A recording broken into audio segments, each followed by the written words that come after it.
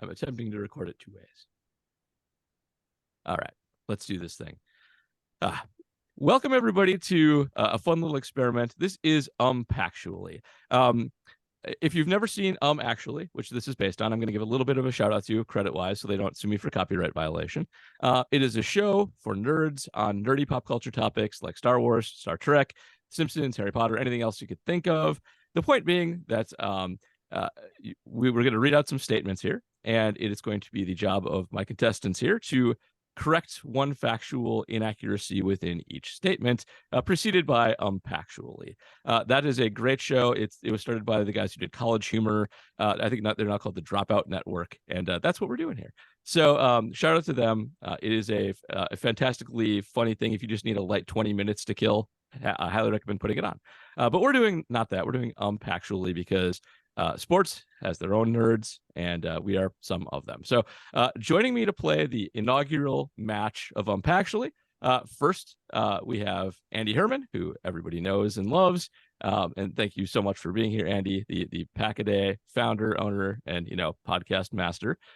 We have Paul Bretl of Packer Wire. Is it? Do I get that right? Mm-hmm. Packer Wire, where he writes like with Zach Cruz and is a fantastic analyst, writer, scout, everything that I am not in doing football. And from my home site, Acme Packing Company, managing editor, Justis Mosqueda. Justis, thank you for being here as well. Always. Justis, of course, you does. Need me.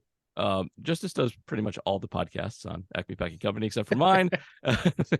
You can check him out on all those with Tex and with many other people. So, all right. So you guys, I explained the rules. You're going to see a statement up here. I'm going to read it for the benefit of those just on audio. And you don't have to wait for me to finish. As soon as you spot something that you think is wrong, feel free to jump in, and we'll go there. I'll kind of let you know the order of the buzzing, and you can go from there. So let's kick this thing off. Except that I can't go forward on my PowerPoint. All right. There's going to be more editing on this than I anticipated. Hold on one second. Shoot.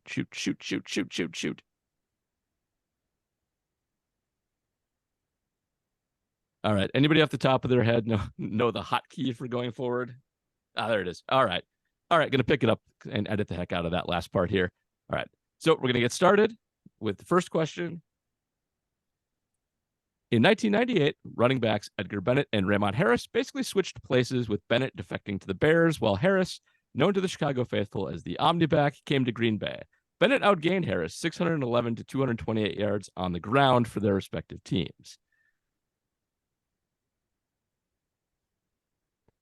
Nobody. I'm scared. I'm scared. I have no recollection of Ramon Harris whatsoever. Really? Oh, well, so I will give minor clues aren't going to help you on this one. Somebody's going to have to guess. But Packsually, he was not known as the Omniback. Andy, that is correct. And since I know that Paul and Justis don't know what he is called, if they would have buzzed in, you're going to get the point there. Well done. So he was known as the Ultra Back. Which here you go. And he's always bothered me as a player because this actually happened. He was a Packer. They tried to use him in the passing game, and he was kind of washed by that point. But Edgar Bennett didn't have a fun nickname at all or anything like that. And he was way more versatile than Ramon Harris was. He had far more catches. He was much better on a per catch basis. And I've always chalked this up to the Bears just don't have any good receivers or pass catchers. And so even a medium one looks a lot better than you'd think. But I have a scoreboard, and I just turned. Was that the only thing incorrect in that entire statement? That's it. There's only one. So you only got to pick one thing. Yep. I'm totally shocked I got that right. I just took a stab figuring that there might be multiple things. All right. But I'll take it. So, but this is a good example of how this is supposed to work. You picked up the one thing, and that one I thought was not obvious is not the right word, but let's move on to the next one. Except now, there we go. Of running backs with at least 5,000 career yards, the Packers' Aaron Jones ranks 4th all-time in yards per carry with 5.1 and leads all active backs with 5,000 career yards in that statistic. Every retired player in the top 5 is in the Hall of Fame except for the leader, Jamal Charles. a buzz. Is that you? Oh, I can't buzz. I can't buzz. Oh no. Okay, we'll go Justis then Andy. I got it. My screen is now too busy for this. All right. Packsually. Yep. The all-time leader is, or what is it? Every player in the top 5. The leader in the statistic is Jim Brown. It's not Jamal Charles. That is not correct. It is Jamal Charles. He Dang is the it. all-time leader. I thought I had it this Andy, time. you got one? Actually, Gus Edwards is not in the Hall of Fame. So Gus Edwards is not in the top 5. And he's also not in the Hall of Fame, so you're right about that. But yeah, that's not what we're looking for. Paul, you got a guess? I don't. Okay, that's all right. Clear the buzzers here. Aaron Jones isn't the leading active player. Nick Chubb is actually ahead of him in the 5,000 plus yards category. He is the only one who's active ahead of him, but he is the only one not in the Hall of Fame because he's still playing. But it is Jim Brown and Barry Sanders joining them in the top 5, and I didn't write a note for the last one. But Nick Chubb is super awesome and underrated. So it's just that Aaron's not the only active guy on the list. All right. Let's kick to the next one. We got Andy with a dominating 1-0 lead. All right. They're so screwed. In the wild card game against Seattle in 2004, Matt Hasselbeck may never have gotten to say, "We'll take the ball and we're going to score," if Ryan Longwell had banged through a 47-yarder as time expired after Javon Walker put Green Bay in field goal range. Staring at 2 of these things, and I don't know which one it is. And I'm hoping someone guesses before me so I can process of elimination this one out. Paul, what do you got? Actually, it wasn't a 47-yarder. It was a 47-yard field goal indeed. Justis? Actually, it wasn't Javon Walker. It actually was Javon Walker. Oh, goodness gracious. I was swinging at everything. All right. What did Paul say, that it wasn't a 47-yarder? Yeah, he said it wasn't a 47-yarder. So this is one that I will say the internet tends to get wrong, if anybody wants to take a second crack at it. All right. Hold on. Paul, actually, he doesn't say we'll take the ball and we're going to score. He says it's something besides we'll take the ball. So Andy, I'm going to give you the point unless one of the other two can give me the exact quote. We want the ball. We want the ball. We're going to score. Yeah, well, it is. We want the ball and we're going to score. Andy identified the wrong thing, so we'll give him the point. So we got Andy up 2-0 on it. But if you Google, we'll take the ball and we want to score, this does come up. It's like the first thing that comes up. But he did not say that. He said we want the ball and we're going to score. That is the correct thing if you actually go and listen to it, which I do at least once a year because it's a beautiful thing. I was at that game. That game ruled. It was one of my top Packer games. Let's see. All right, moving on. The Packers have never lost a game to Chicago when Randall Cobb has scored a touchdown, going 7-0 in such contests. Cobb has scored 9 times, with 5 of those touchdowns coming in the fourth quarter, including his longest, a 48-yard game winner on December 29th, pushing Green Bay into the playoffs. Actually, it was the 70-something yarder against the Bears in the comeback win in week 1. Andy, that is absolutely correct in very great detail. You nailed that. Yep. It is a 75-yard catch and run in 2018 on September 9th. That is the longest thing. Everything else in this is true. The Packers are undefeated against the Bears when Randall Cobb catches a touchdown. Of course, they're undefeated against the Bears in a lot of other scenarios too. But yeah, Randall Cobb did have a longer one, and that is it. Nice. Do you guys want to play 2, or do you just want me to keep I tried to steal that point from you 2 questions ago, but not happening. You have to wait out for that second point. All right. I want that on record. Yeah, I should mention a couple things here. One is there are a couple questions that are more than one screen, so you can still buzz in early if you want. Totally fine. But some could not be contained on a single slide. Just deal. All right. So in week 3 of the 2014 season, Lions linebacker Stephen Tulloch sacked Aaron Rodgers for a 7-yard loss. Unfortunately, Tulloch would suffer a torn ACL while mocking the belt, ending a streak of 131 consecutive games played and leading to a 19-7 Lions loss. Actually, did I get it? Paul is in first on this one. Okay. Actually, he did not play 131 consecutive games. He did. He had 131 consecutive games played streak before he tore his ACL mocking the belt. That is correct. Justis is actually in second on this one.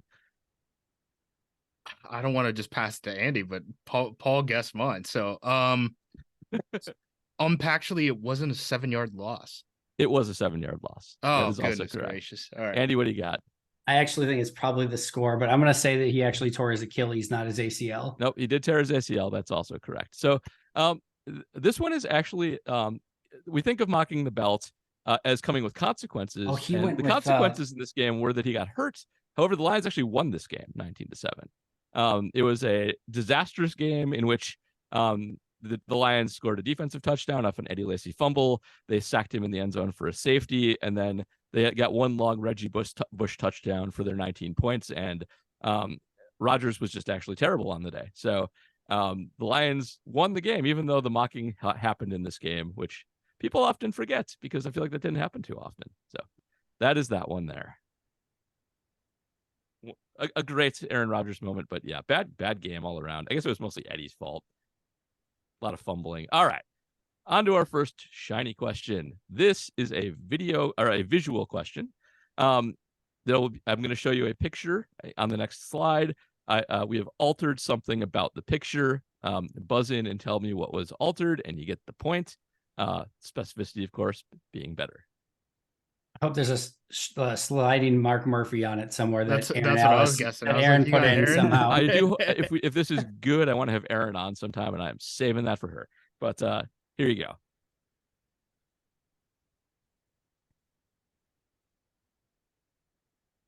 I had this poster in my room growing up. I'm gonna guess. Justis, what do you got?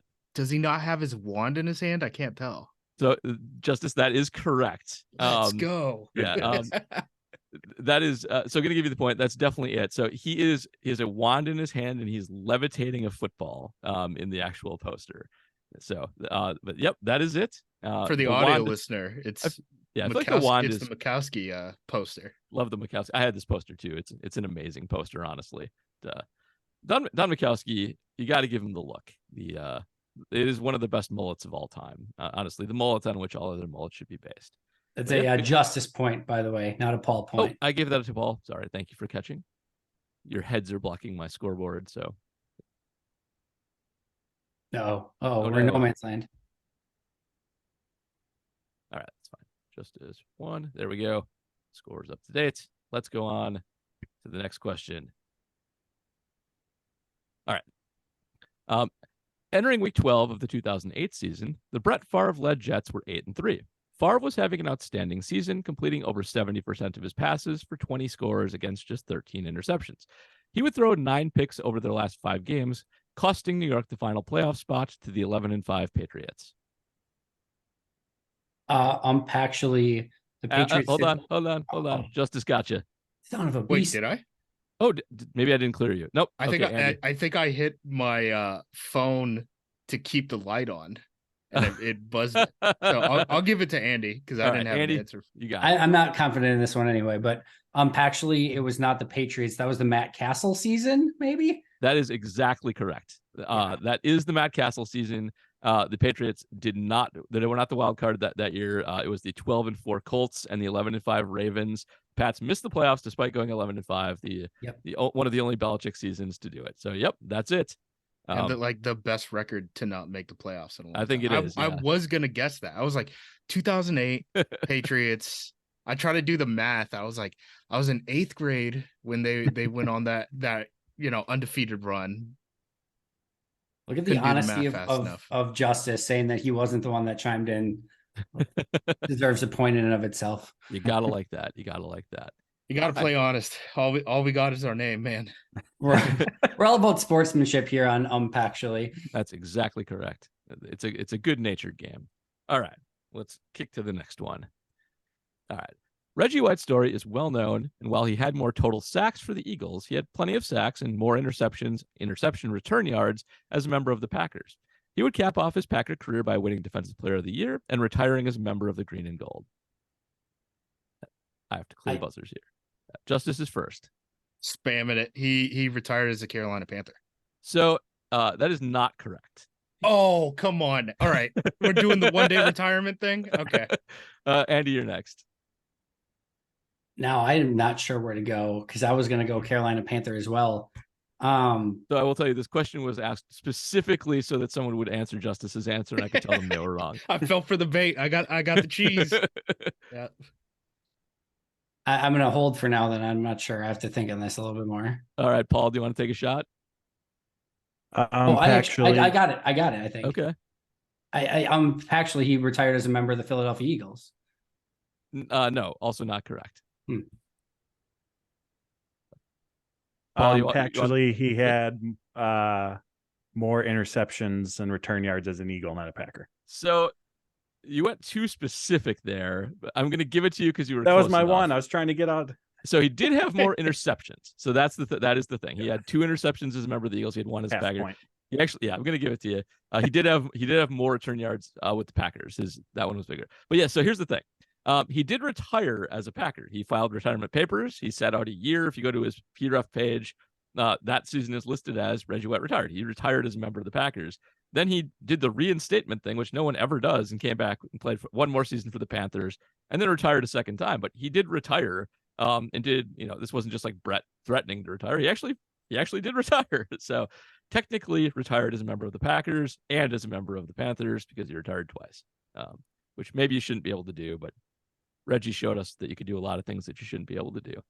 Plus, we need to get Paul on the board here. So now Andy with a 4-1 lead. And let's go to our next question. All right. One of my favorite topics. Curly Lambeau made the first recorded fair catch kick in NFL history in 1921. The second ever attempt was missed by Green Bay's George Abramson, but after Abramson, no Packer attempted the feat again until Mason Crosby's 69-yard miss in 2008. And I may have forgotten to clear buzzers. So, Paul, who is whacking their phone there? No, nobody? Okay. No, nobody. Okay. Ooh. I'm trying to think of... Actually, do I have it? Yeah, Andy, you're in. This is really out there, and I don't think it's right. Actually, Craig Hentrick had an attempt in the middle of that. So that is true, but it wasn't for the Packers, and not what we're going for here. There's another pack. Oh, yeah. Hentrick was on the Titans when that happened, by the way. He was the closest to making one. It was like a 64-yarder. Anybody else want to take a shot? Paul, what do you got? Actually, it was not a 69-yard attempt. That is also not correct. It was a 69-yard attempt. Longwell? Did Longwell do it at some point? Not Longwell. So that's all I had. This is what I feel like should be more well known. So Paul Hornung in 1964 made the longest fair catch kick in NFL history as a member of the Packers, a 52-yarder. That is, people always try from 70, but that's the longest that's actually ever been made by anybody in the league. So Hornung made one after the first 2. And there has not been a successful fair catch kick since 1976 at this point. So wow. It's a weird play, man. It is absolutely bizarre. I love it so much. So the Hentrick one does jump to mind whenever I think about this. Like, I know exactly what you're talking about. I remember watching it happen.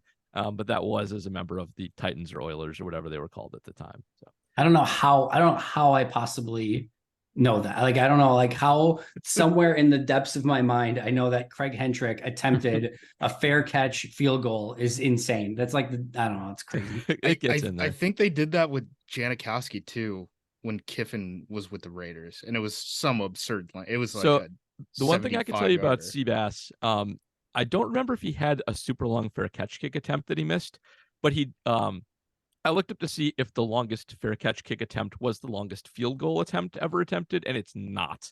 Sebastian Janikowski had a 74-yard field goal attempt at one point. Just a normal field goal attempt, not one. For some reason, it's so long, I qualify that in my brain. I was like, that must have been a fair catch kick. There's no way Lane Kiffin is that crazy. Yep. But one of my favorite Packer facts, they have the first fair catch kick and the longest fair catch kick ever made. All right, let's go to the next one. Second shiny question, same as before. You're going to get a visual. Changed one thing about it. Tell me what it is. You get the point.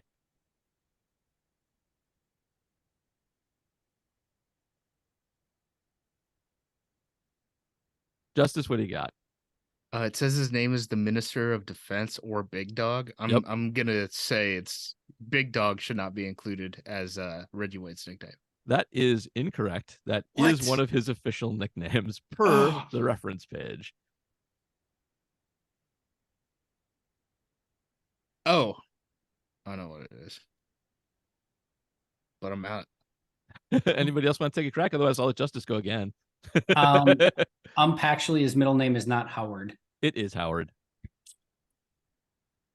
Paul, you want one? Otherwise, I will let Justis take another hack at it. Let Justis take a swing. All right. What do you got? This edited Pro Football Reference page says that he was drafted 4th overall in the 1984 NFL draft. Yep. He was drafted in the supplemental draft. That is correct. Reggie White was taken 4th overall in the 1984 NFL supplemental draft, behind Steve Young, a couple other, Mike Rozier, and Gary Zimmerman. So Gary Zimmerman went to where? I don't remember. I didn't write He it. went to the University of Oregon. Go Ducks. Oh, okay. Nice. Yeah. The first 4 overall in the normal draft they were Irving Fryer, Dean Steinkühler, Carl Banks, and Kenny Jackson, who also went to the Eagles with the fourth in the normal draft. So, yep, Reggie, 4th overall in the weird supplemental draft. One of the It would have strange things been about great if it was like actually his PFF or Pro Football Reference adjusted value was actually 230, not 231. That would have been just mean. Yes. We're not that vindictive here. Should be able to at least have a crack at it, All right, let's go to the. Oh wait, Justis, get a play for that. That's a good pull. Supplemental draft is good knowledge. I feel like. Hey man, when you have to write it up in July or Yep. whatever every year, and then no one gets drafted, you get reminded of that. I think the Knowledge last pays off. drafted guy was like 2019 or something. So we're talking Yeah, I think pre-COVID. that sounds right. All right, let's do it. All right. No players have played for every team currently in the NFC North division. However, one player, Abdullah Anderson, has played for the Bears, Packers, and Vikings. 7 have played for the Lions, Pack, and Bears, including Tim Boyle. I'm going to clear buzzers because I don't think anybody actually buzzed in there.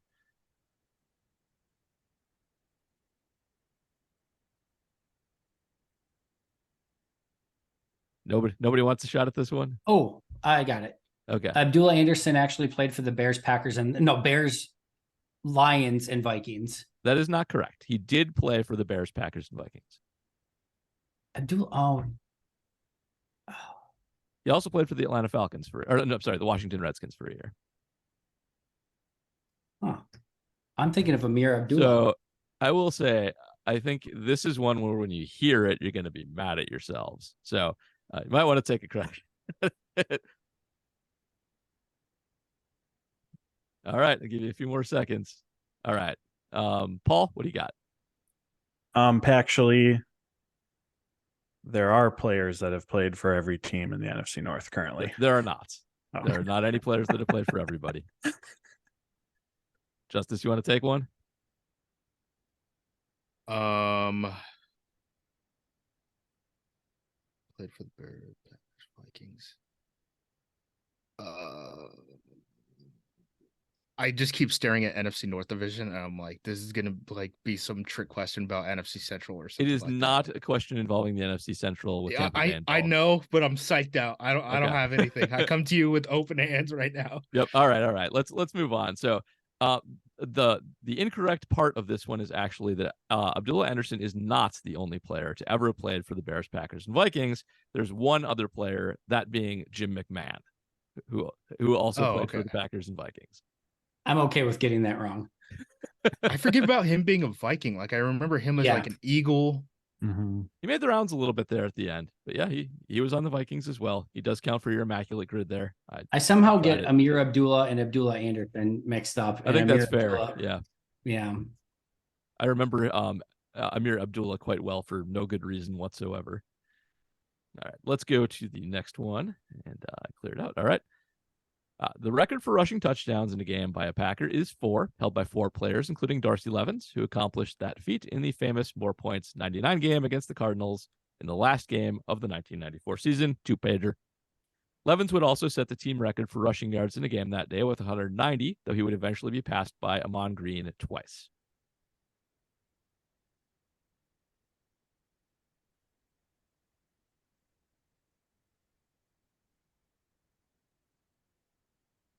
Andy. Packsually was by Amon Green only once. So it was actually Amon Green twice. Amon Green has the top 2 yardage totals in a single game.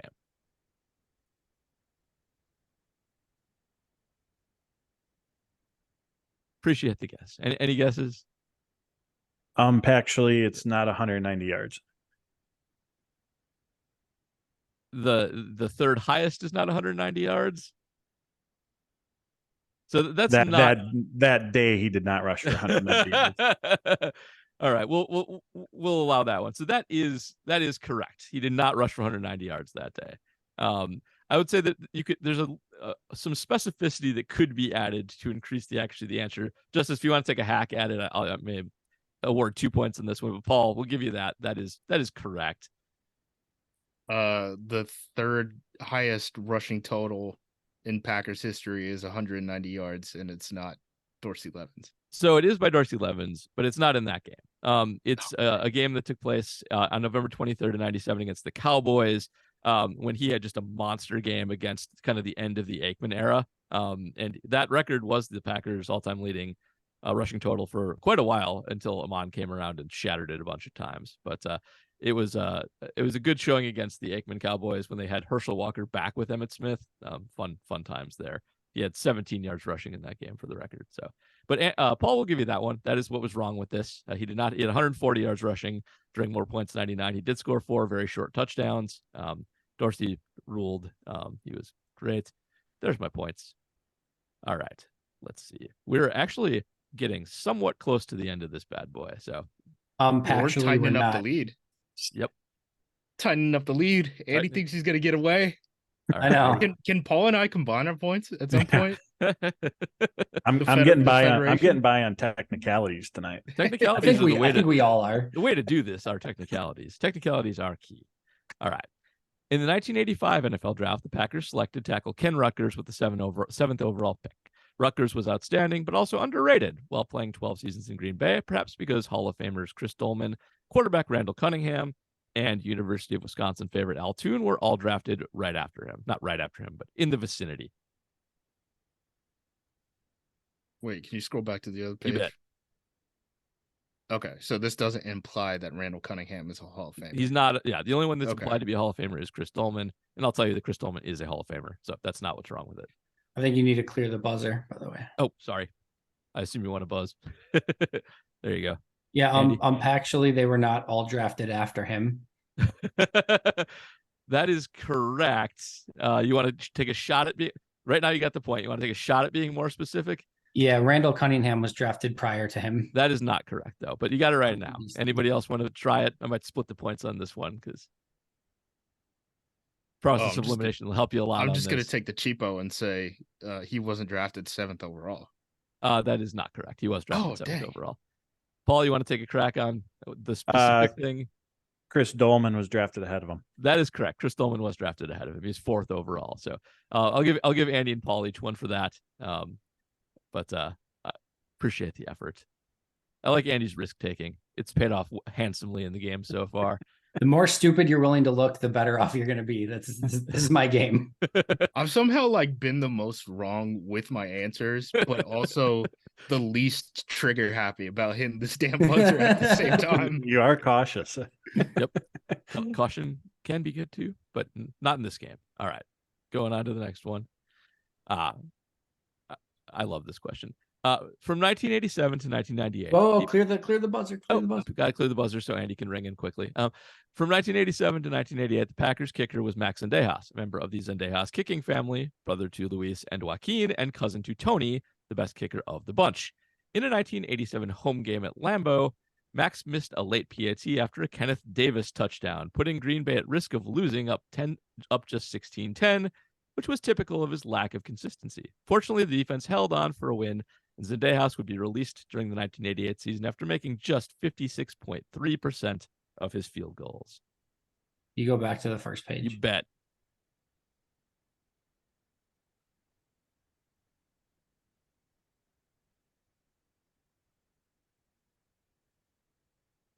All right, I'm willing to look stupid. All right, Paul, you're in first. Actually, it was not a Kenneth Davis touchdown. It was a Kenneth Davis touchdown. He was a Packer very briefly, and in the 80s, man, oh man, were there a lot of random running backs that made their way through, including people who lost their or didn't lose their helmet in Bill's Super Bowls. Andy, you're next. I don't know how to phrase this, but actually there was actually an Alex Zendejas somewhere in that realm. There might have been, but he wasn't listed in Wikipedia or any of the bios of any of the other Zendejas. So that's not what we're looking for. Justis, you want to take a crack? I'm not joking here. I was going to say one of these names are wrong. One of them was Alex. So I don't know why Alex Zendejas is coming to mind, but there's no Alex Zendejas either. That's the best part that I can find. Alex Zendejas, he's a soccer player.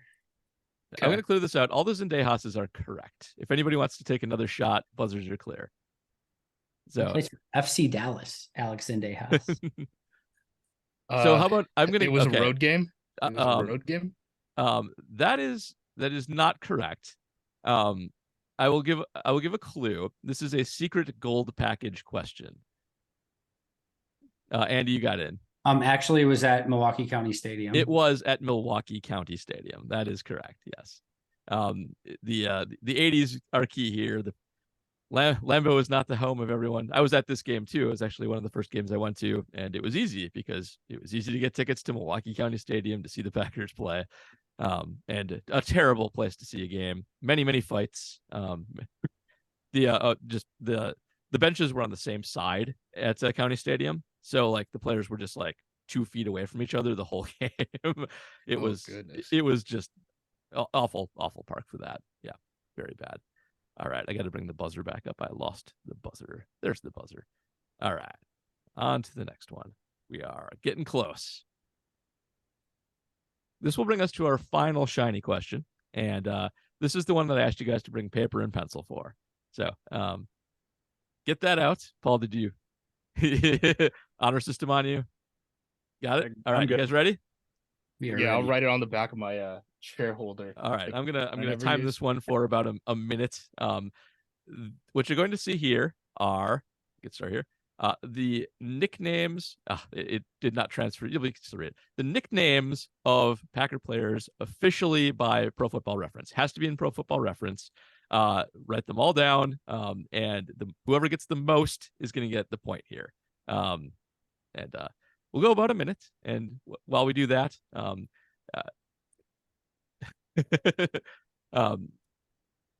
take your best guess.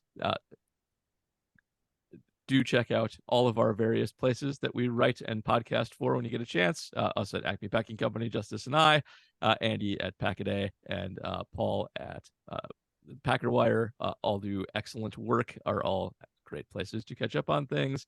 And I'm not going to vamp the whole time, but for people who are listening in the car, I guess I can do that too. Number 1 here is Big Dog. Number 2 is Big Dog spelled differently. Number 3 is Diesel. Number 4 is Alligator. Number 5 is White Lightning, although it did not transfer to this PowerPoint well. Number 6 is Toolbox. Number 7 is The Horse. Number 8 is Free. And number 9 is Olive. So you guys got about 20 seconds left here on my watch timer. And we'll see what people can manage to do. Silence is golden.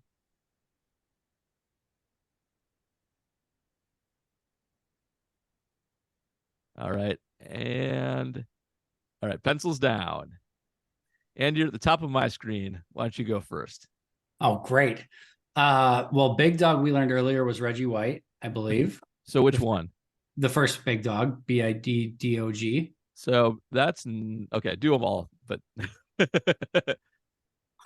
Number 2, Big Dog, Mercedes Lewis. No idea on Diesel. No idea on Alligator, but I went with Al Toon since it starts with Al. 5, White Lightning. I don't know if it was Travis Jervey or Jeff Janis, but I went with Jeff Janis. I could be wrong on both. 6, Toolbox, Ed West. The Horse, 7, Dorsey Levens. Free is Antonio Freeman, and I have no idea on Olive. All right, I'll read them all at the end. So, and I should have paid closer attention. You threw me on one of those. I'm going to double check 1 and 2 really quick. But Paul, you want to go second while I? Yep. So first Big Dog, Mercedes. Second Big Dog, Reggie. Diesel, Mike Daniels. Didn't have 4. 5, Jordy Nelson. And then 6, 7, I did not have. 8, Antonio Freeman. And then 9, I didn't have. Okay. Yeah, and Mercedes is Big Dog DOG. Reggie is DAWG. So, Paul, you had that right. I think Andy had it backwards. Justis, what do you got? Well, I got the big dogs wrong, so that's not gonna help me out. I got the Reggie White Mercedes mixed up. 3 Diesel. I said 80 Lacey. I just thought big guy. I definitely got that wrong. It's definitely Mike Daniels. 5 White Lightning. I put Jordy just because I don't know, man. Like the nicknames are so weird on that site. I could see someone just calling Jordy White Lightning, even though he was like never called that in Green Bay. And then 8, I got Antonio Freeman for free. Okay. So I'm gonna lose. So I think Paul got it, but I got to double check Andy's because I stopped paying attention after he did the big dogs backwards. So number 1 is Mercedes Lewis. Big Dog DOG is Mercedes Lewis. Big Dog for no good reason is Reggie White. I don't know why anybody ever called him that, but the reference sites are a mystery. Diesel is Mike Daniels. Paul got that one right.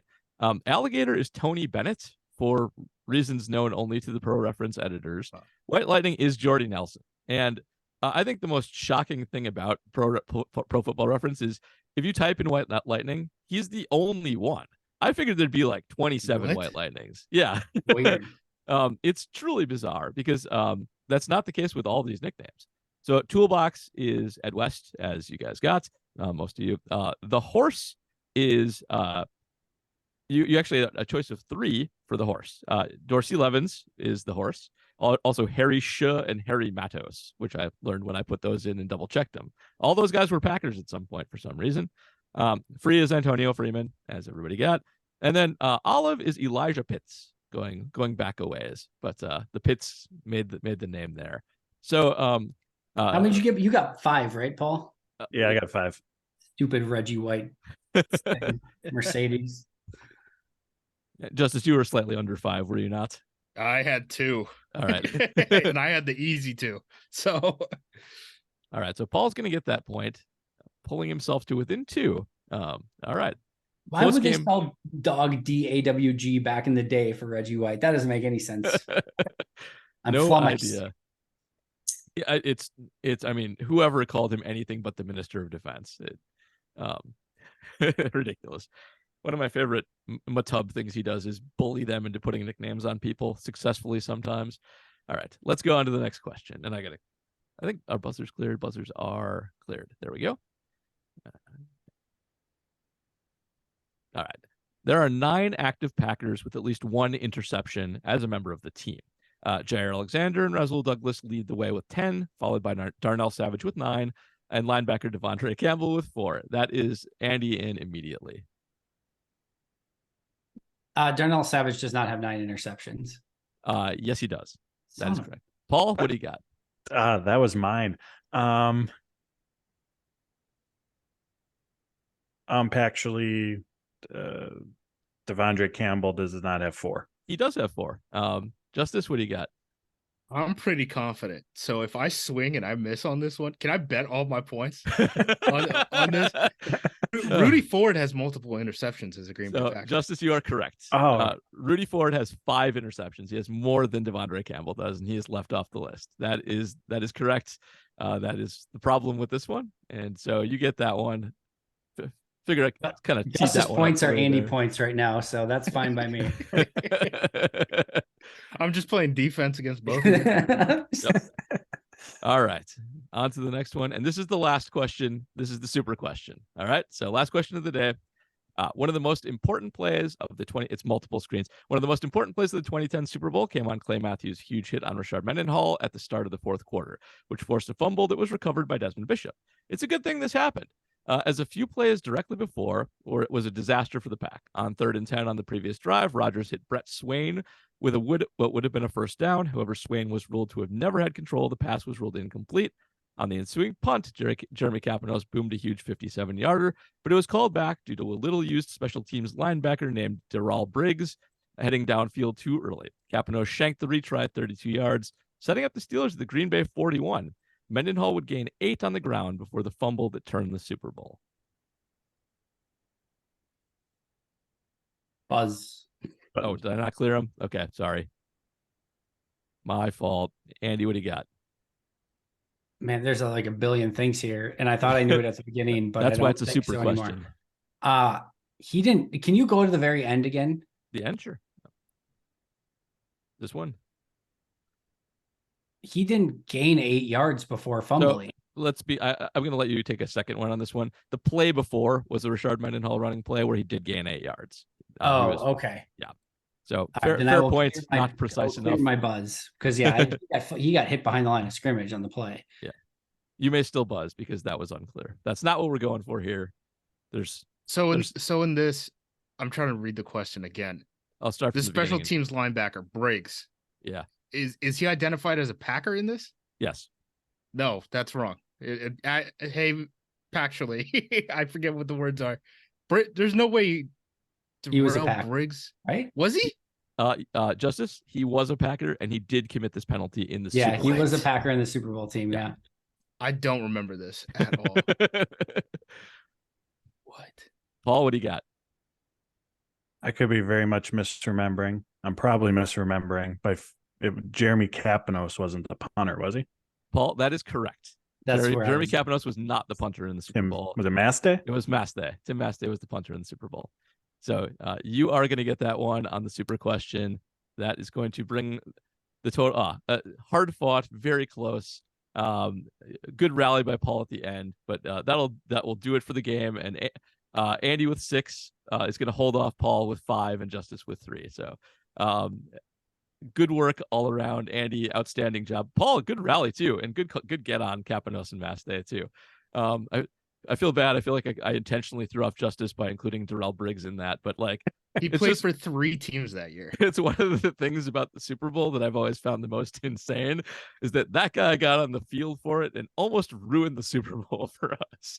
Yeah, so he must have been. So the way my brain reverted was there was no way that guy was on any of the Madden teams I used to play. Because I knew at the very least I would know the guys who were on the Madden teams, but he was signed in October. Yeah, he was an in-season addition, I was going to say. So that's why he wouldn't have been on those rosters. Yeah, that makes sense. Oh, I shoot that one every time. I make that shot. That's a good shot. There was a ton of linebacker. Wasn't Walden and Zombo picked up midseason on that team too? I'm pretty sure they were. I'm almost certainly Walden was. Yeah. Howard Green was the big one, right? Howard Green, obviously, yeah. I feel like to have a Super Bowl, they have to get a run stopper midseason. That's just okay. Really quick. I have to ask. Yeah. What's everyone's favorite play from the Super Bowl? I have a very specific one. I still like the Jennings over the middle throw is so good, but I actually think my favorite one play is not quite right, but the way Tramon Williams played on the last Steeler drive, kind of across the board, basically getting targeted at least 2 times, maybe all 3 times, and just completely denying whichever receiver he was on. That always kind of sticks with me as him being like the most underrated guy on that team. So, but offensively, I love the Jennings catch over the middle, just great. Bretl? Yeah, that was going to be my pick as well. The Jennings over the middle, just the beautiful throw. Justis? Nick Collins' pick. I just like that he, got to have that moment and all that stuff. That's right? good too. Considering how his career panned out. All phenomenal choices, and mine will not be the standout to most people. Jarrett freaking Bush getting an interception in the Super Bowl after being like the guy that everyone threw under the bus forever. And it's just also like a microcosm of the season where everyone and their mom got hurt that year. And it was next guy up the entire time. Freaking Charles Woodson goes down and Jarrett Bush has to play in his place. And he freaking picks off Ben Roethlisberger in the Super Bowl in a huge play in that game. That is like one of my all-time favorite Packer memories because I just love when like guys who get thrown under the bus by like everyone forever, and he comes up with that in that moment, like get out of here. That was amazing. That's a good call. I love Jared Bush too. I feel like he was a really, really good like hustle guy, try hard guy who I feel Oren Burks always reminds me of Jared Bush a little bit where I feel like he has everything. Like he's a great athlete and he's super smart. And it's just like he almost overthinks things a little bit, but he can be in moments like really, really clever on the field too. Getting that a little bit with Oren this year. So I like it. All right. Well, that will do it for us here. And hope everybody enjoyed this. Thank you all for playing. You did great. Sorry for the few technical miscues, but I appreciate everybody jumping on and giving this a shot. So thanks all. Congrats, Andy. And maybe we'll do it again sometime. Alex Zendejas.